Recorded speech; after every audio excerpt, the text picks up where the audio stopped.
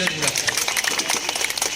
हम समझते हैं कि यह आंदोलन हर हर गली, हर हर गंगे, हर हर गंगे, हर हर गंगे, बहुत गले में अंगुली डालकर निकालना हमारा धर्म बन जाता है। इसको बड़ा बारीकी से ढंग से आपने सुर्खी में बताने का काम किया था। अचानक सरकार चले जाने के बाद और फिर उनके अवसान के बाद वह अभियान अधूरा रह गया उनका। और काशी हिंदू विश्वविद्यालय की स्थापना करने वाले कांग्रेस के स्वाधीनता कालखंड में कांग्रेस के 4 बार राष्ट्रीय अध्यक्ष रहकर स्वाधीनता आंदोलन को घर घर तक पहुंचाने वाले महामना पंडित मदन मोहन मालवीय जी का जयंती है। मैं उस कार्यक्रम में लगा हूं, इसलिए कम समय दूंगा और आपके बीच से जाने के लिए क्षमा प्रार्थी हूं। लेकिन इस आंदोलन को मैं पूरे तन मन धन से आपके साथ पूरे समर्पण भाव से खड़ा हूं। यह एक पावन कार्यक्रम है और यह क्रांति है। क्रांति का मतलब यह समझिए कि जब समाज में कोई अवरोध उत्पन्न होता है तो उस अवरोध को परिवर्तित करना क्रांति कहलाता है। भारत में कितने क्रांति भगवान सूर्य के होते हैं हम सभी नहीं जानते। जितनी संक्रांति है, अभी दही चूड़ा वाला संक्रांति जनवरी में आने वाली है, तो हम सभी भगवान सूर्य जो हमारी आत्मा है उनके पुत्र हैं। हम क्रांति के पथ पर चलने वाले उनके सपूत हैं। हमारा जो मनोबल गिरा है 1000 वर्षों के पराधीनता में, आज ऐसे आंदोलन हमारे मनोबल को जगाने का काम कर रहे हैं। हमें जगने की जरूरत है। हम समझते हैं कि यह आंदोलन और यह कार्यक्रम कोई राजनीतिक कार्यक्रम नहीं है और अनिल सिंह के कोई व्यक्तिगत लाभ का कार्यक्रम नहीं है। अदरी का जो इन्होंने बचाने का जो संकल्प और आह्वान किया है, यह हम सबको और आने वाली पीढ़ियों को बचाने के लिए इन्होंने आह्वान किया है। यह आह्वान ठीक उसी प्रकार से है जैसे कभी भगवान राम के पुरखा भागीरथ ने इस धरती पर गंगा को लाने के लिए किया था। अपने इस धरती को पवित्र और पावन बनाने के लिए, अपने पुरखों को तारने के लिए। और जब तक हमारा यह जीवन है इन गंगा और अदरी के नदी के जल से सिंचित है। यह जो शरीर है इसका बनावट जरा हम समझें। यह जो शरीर हम सबका है इसमें 70% जल है। यह समस्त जो भूभाग है इसमें 70% जल है। और अगर यह अनुपात हम घटाने का भूल करते हैं, धरती पर से उस 70% जल को हटाने का भूल करते हैं, तो यह भूल हमारे आज के स्वार्थ को शायद पूर्ति करता है, लेकिन आने वाले दिनों में यह पीढ़ियों के लिए प्रलय का कारण बनेगा और उसके कलंक के हम भागी बनने वाले हैं। दुनिया के सबसे पहली सभ्यता जो उत्पन्न हुई, जिसे हमारे पुरखों ने उस सभ्यता का नींव डाला, वो कहां डाला? सिंधु नदी के तट पर एक नदी के किनारे सभ्यता का विकास हुआ।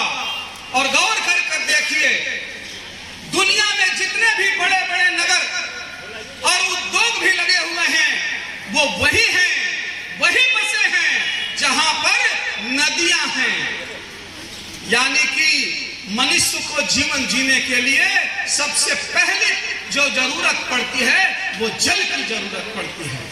हम सभी सुबह जब जगते हैं सबसे पहले हमें किसी चीज की जरूरत पड़ती है, तो वो पीने के लिए पानी, क्या स्नान करने के लिए पानी का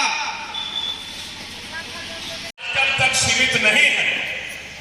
इसका लड़ाई हम लोग इस प्रतिवेदन के माध्यम से आगे भी लड़ने वाले हैं।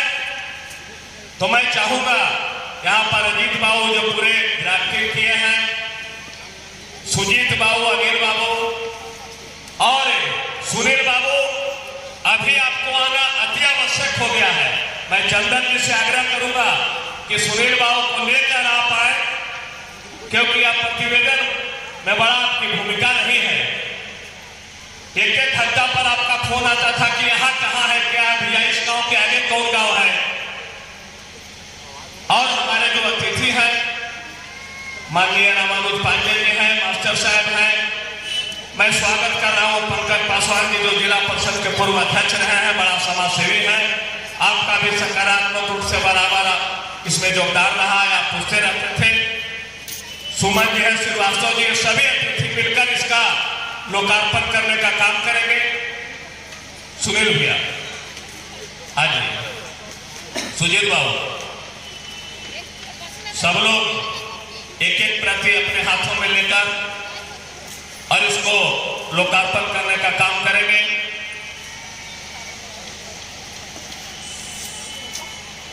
सब लोग आगे से हाथ जाइए, बाबू जी हाथ जाइए, थोड़ा सा प्रेस वाले को लेने दें। हर हर यादरी, हर हर यादरी, हर हर गंगे, हर हर गंगे, हम सब ने मिलकर थाना है, हम सब ने मिलकर थाना है, हम सब ने मिलकर थाना है। एक बार दोनों हाथ ऊपर करके सब लोग को बोलना है, संकल्प लेना है। बोलिए हर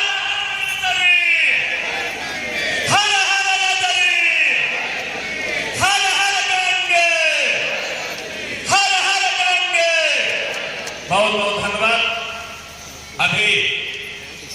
अभी नदी बचाओ आंदोलन का जो जन प्रतिवेदन है, इसका हमारे जो आपने बातें बोली हैं उसको केवल लिपिबद्ध किया गया। अब उसमें शुरुआत कहां से है मैं वो बताना चाहता हूं। भारत का संविधान का कंडिका 21 ये कहता है कि हमको सम्मानपूर्ण जीवन जीने का अधिकार है।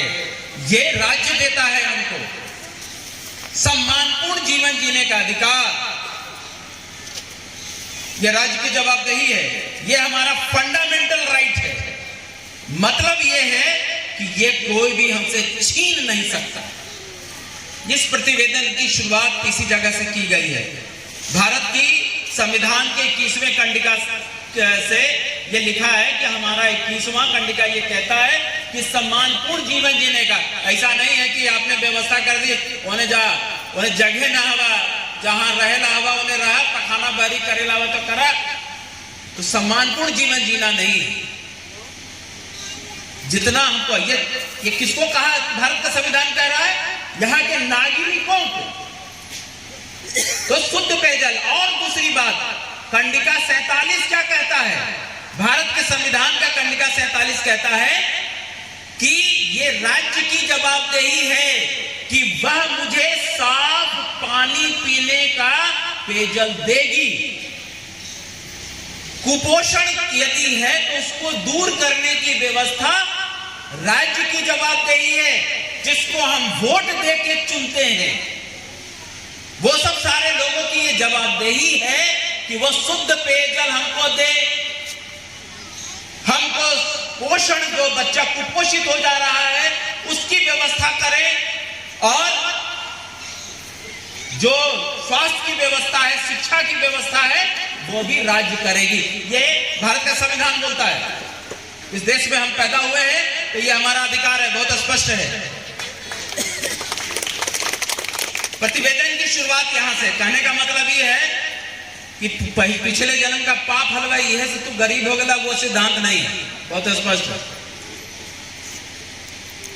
ये राज्य में हम पैदा हुए हैं, ये राज्य की जवाबदेही है, उसको ये काम करना होगा, यह स्पष्ट है। यहां से प्रारंभ हुआ, हम लोगों ने इतने जगह पे भ्रमण किया, मजेदार चीजें जो सीखने को मिली। मूल रूप से हम लोगों ने यात्रा की, वो आपसे सीखा है। जो सीखा है वो मैं बता रहा हूं। एक जगह बोला उन्होंने कि 1966 के अकाल में अदरी नदी से के पानी से ही धान हुआ था, जिससे कि आदमी और जानवर बचा था। यह मल्हारा में बोला था उन्होंने। फिर लोगों ने कहा कि पहले 20 फीट पर पानी मिल जाता था, अब 100 फीट भी हमको गांव में बोरिंग करते हैं तो पानी नहीं मिलता है। फिर बोला कि औरंगाबाद शहर में टैंकर से पानी खरीदना पड़ रहा है, गर्मी होते ही बाहर जाता है, सब बाल बच्चा बुलाता है कि चला बाबू वहां ताला बंद कर। ये औरंगाबाद के लोगों ने बोला। औरंगाबाद शहर में जिस घर में गर्मी में पानी नहीं रहता है वहां किराया नहीं लगता है, ताला लग जाता है। लगा हुआ 5 करोड़ के मकान बनाई। फिर छठ त्योहार में अदरी के घाट पर अर्घ देना मुश्किल हो गया है, इसलिए लोग अब अपना कटोरा डेगची में अर्घ दे रहे हैं घर में, ऐसा लोगों ने बताया। लोगों ने कहा कि बच्चा लोग को जॉन्डिस, डायरिया और टाइफाइड के कारण हमको खेत बेचना पड़ रहा है, इधर सबसे ज्यादा बढ़ गया। उसको हम लोगों ने देखा बालूगंज में और जगह भी, वहां लिखा हुआ था कि जॉन्डिस का सर्तिया इलाज यहां होता है। इसका मतलब यह है कि उस जगह पर ज्यादा ही बीमारी होती होगी, इसीलिए सर्तिया इलाज हो रहा है। देखिए कारण कहीं और है और उसका इलाज कहीं और हो रहा है, खेत बेचना पड़ रहा है। ये लड़ाई है। ऐसा नहीं सोचेगा कि कोई नेता उता बना वाला हम नहीं सब बेदम। हर एक आदमी, हर एक गांव का व्यक्ति इससे जुड़ा इसलिए महसूस कर रहा है। ये लोगों को ये समझना चाहिए कि क्या था। आप लोगों को तो केवल ये कोई बड़े नेता तो नहीं आ रहे थे, न कोई प्रशासनिक पदाधिकारी यहां आने वाले थे। आप स्वतः स्फूर्त जो भीड़ यहां आई है, उपस्थिति हुई है, ये केवल आह्वान पर आई है जिसके भीतर लगा है कि ये हमारी बात कर रहे हैं, हमारे बच्चों की बात कर रहे हैं, हमारे लिए बात कर रहे हैं, इसलिए यहां आना जरूरी है। एक बार जोरदार ताली आप बजाइए। मैं आपको सलाम करता हूं, आपका इस्तकबाल करता हूं, प्रणाम करता हूं। क्या अद्भुत बात है। और आप लोगों ने जो ज्ञान दिया है उसी को पढ़ रहा हूं मैं। एक व्यक्ति ने कहा कि कैंसर के मरीज इधर ज्यादा बढ़ गए हैं, ये हम लोगों को सोचने का विषय है। फिर कहा कि जब ये शौचालय नहीं बनना, अदरी नदी के भीतरे सरकार शौचालय बना दिया, देखा कि 100 दाह करने का भी व्यवस्था अदरी नदी के भीतरे ही कर दिया। ये भी औरंगाबाद में ये बात सामने आई। अब देखिए अवसर क्या क्या है। हम लोग ने केवल ये परेशानी ही नहीं देखी, अवसर बहुत खूबसूरत आया। क्या बात है। अदरी नदी का दोनों किनारा पूरा मिट्टी, अद्भुत। और ये जगह, इसके किनारे वाले लोग तो पूरे भारत में सबसे अमीर हो सकते हैं, इतनी जोरदार मिट्टी है यहाँ पर। सबसे अमीर होने वाला ये पूरा का पूरा क्षेत्र है। लेकिन आश्चर्य लगा कि दोपहर में वहां पर एक भी जवान आदमी नहीं दिखा, और वो भी इधर नहीं दिखा।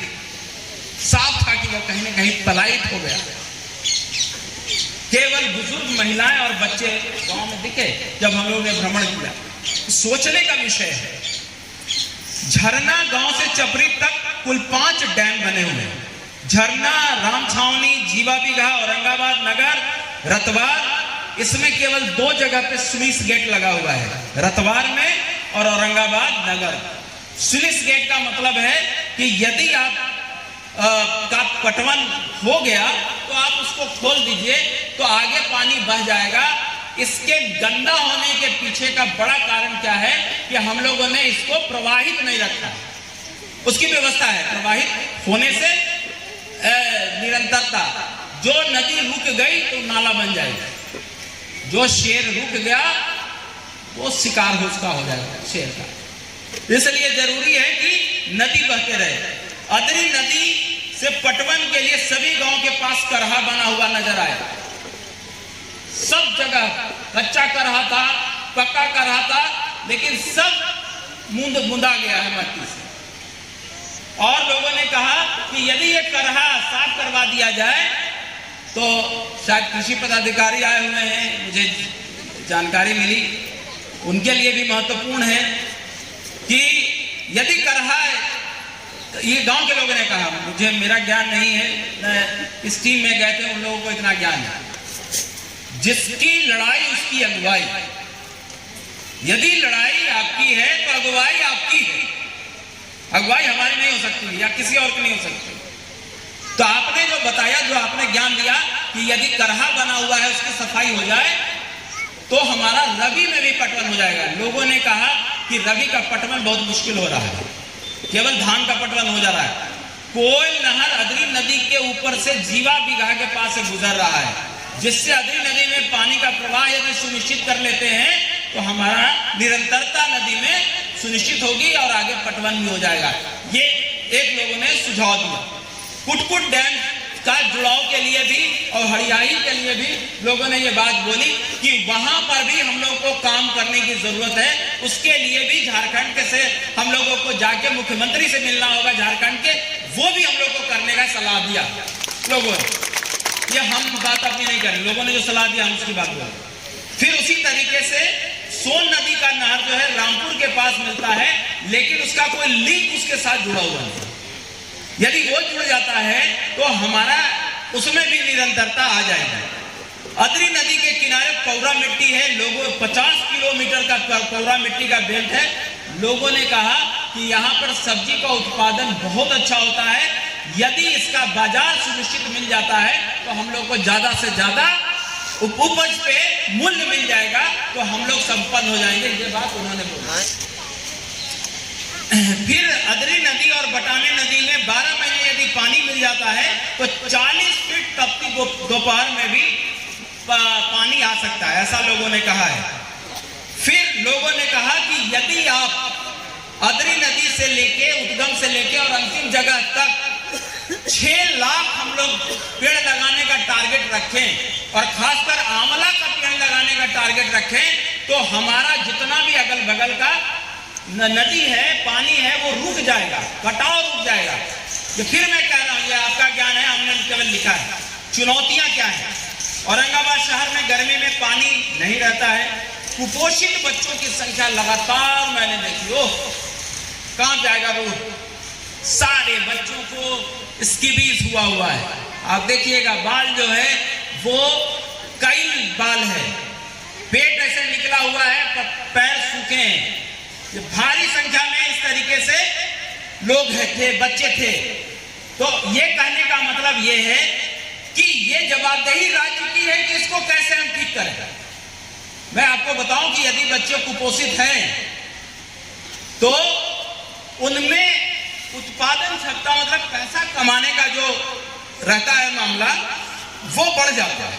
हम लोगों को प्राथमिकता के आधार पर बच्चों का कुपोषण देखना है, ये लोगों ने कहा। नदी के अंदर शौचालय। अच्छा, दूसरी जो बातचीत जो सामने आई कि अनुसूचित जाति एवं ईडब्ल्यूएस समुदाय के लोगों को बिहार सरकार के द्वारा निर्गत आदेश के रूप में वार्षिकत पर्चा देना है और घर निर्माण करना है। जब तक घर नहीं बनता है तब तक किराया भी देना। ये भी लेबर, जरा जोरदार ताली बजाइए इस विषय पे। ये मुद्दा, इस मुद्दे की लड़ाई भी अदरी बचाओ आंदोलन के तरफ से होगी। इसको अभी अनिल जी से मैं आह्वान करूंगा कि आप अपने संभाषण में इस पत्र को पढ़ेंगे, ठीक होगा। उसके बाद फिर अदरी नदी का नाला पानी बिना शोधन के बह रहा है। पूरे अदरी नदी के किनारे 1000 की जनसंख्या पर एसटीपी लगाना है, लेकिन कहीं नहीं लगा है। और जहां जहां नर्सिंग होम है उसके बगल में एफ्लुएंट ट्रीटमेंट प्लांट लगाना है, जिसको बोलते हैं, वो भी नहीं लगा हुआ। अब आगे हम लोग चलते हैं, अपनी बात में खत्म करूं। कब तक सीमित नहीं है, इसका लड़ाई हम लोग इस प्रतिवेदन के माध्यम से आगे भी लड़ने वाले हैं। तो मैं चाहूंगा यहाँ पर अजीत बाबू जो पूरे ड्राफ्टिंग किए हैं, सुजीत बाबू, अनिल बाबू और सुनील बाबू, अभी आपको आना अति आवश्यक हो गया है। मैं चंदन जी से आग्रह करूंगा कि सुनील बाबू को लेकर आप आए, क्योंकि आप प्रतिवेदन में बड़ा आपकी भूमिका नहीं है। एक घंटा पर आपका फोन आता था कि यहाँ कहाँ है, क्या है भैया, इस गांव के आगे कौन गांव है। और हमारे जो अतिथि हैं माननीय रामानुज पांडे जी हैं, मास्टर साहब हैं, मैं स्वागत कर रहा हूं पंकज पासवान जी जो जिला परिषद के पूर्व अध्यक्ष रहे हैं, बड़ा समाज सेवी हैं। आपका भी सकारात्मक रूप से बराबर इसमें योगदान रहा है, आप पूछते रहते थे। सुमन जी है, श्रीवास्तव जी, सभी अतिथि मिलकर इसका लोकार्पण करने का काम करेंगे। सुनील भैया, आज सुजीत बाबू, सब लोग एक एक प्रति अपने हाथों में लेकर और इसको लोकार्पण करने का काम करेंगे।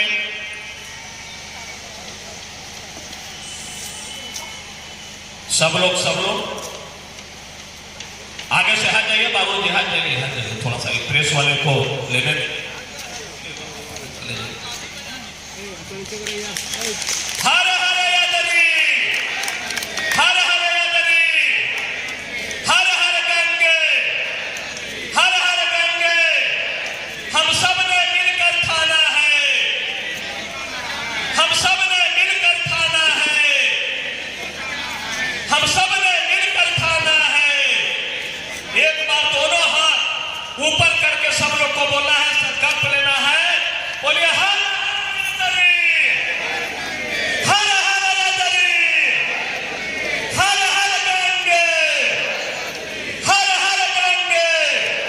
बहुत बहुत धन्यवाद। अभी नदी बचाओ आंदोलन का जो जन प्रतिवेदन है, इसका हमारे अनिल बाबू, इन लोगों की अगुवाई में आपको आगे बढ़ना है, हम सभी को आगे बढ़ना है। ऐसा मार्गदर्शन आदरणीय अजीत बाबू ने दिया है। अब हम एक जगह देखे थे, अजीत भैया और इसको बड़ा बारीकी से ढंग से आपने सुर्खी में बताने का काम किया था, लेकिन उसको मैं आगे चर्चा करूंगा। हमारे पास कार्यक्रम भी थोड़ा सा लेट से चालू हुआ है, तो वक्त का भी कमी है। मैं इस बीच हमारे भी जो लगातार है, बतुआ है,